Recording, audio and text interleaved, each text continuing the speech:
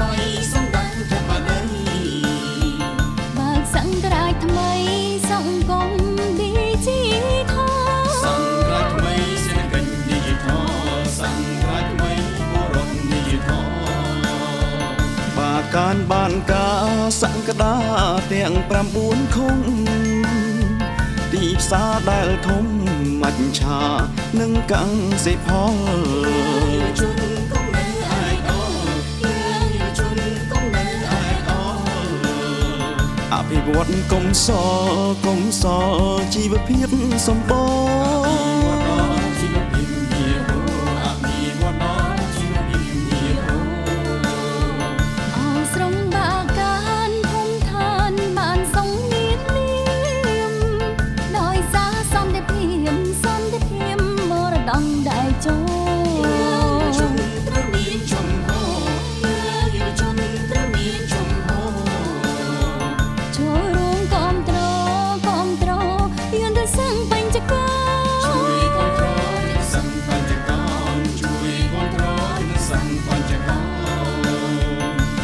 ការបានការវិចារបដិញ្ញាយុវជន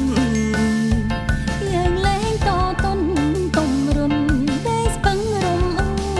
យមិនហើយរូបគ្នាលើកស្ទួយមិនហើយរូបគ្នាលើកស្ទួយ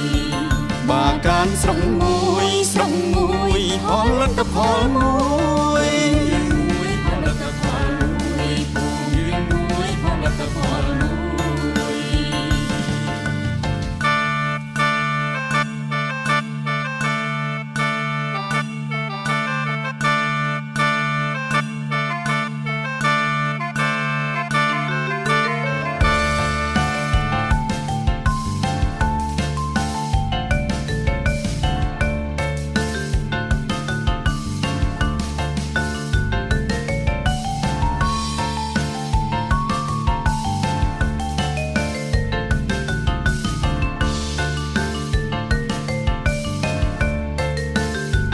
បាកានបានការវិចារសន្យាយុវជនសាមគ្គីជាទុនត្រៀមមុនជាជ័យសម័យសំដាំតែបាដីក្នុងសម័យសំដាំតែបាដីបើកសង្ក្រាចថ្មីសង្គមឌីជីថលសង្ក្រាចថ្មីសេដ្ឋកិច្ចឌីជីថលសង្ក្រាចថ្មីបុរសឌីជីថល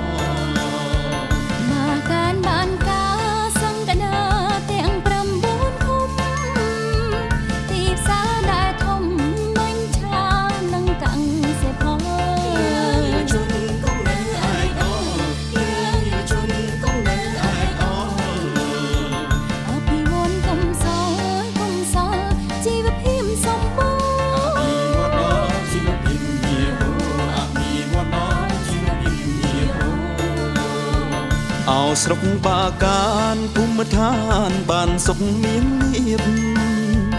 ដោយសារសន្តិភាពមរតកដែលជនត្រូវមានជំហរយុវជនត្រូវមានជំហរចូលរួមគាំទ្រយុទ្ធសាស្ត្របញ្ចក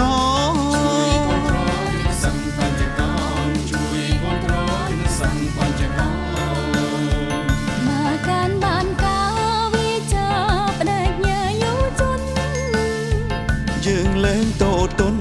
ទំរុនដេកស្ពឹងរំអួយមិនហើយរូបគ្នាលើកស្ទួយមិនហើយរូបគ្នាលើកស្ទួយបាកានស្រុកមួយផលិតផលមួយ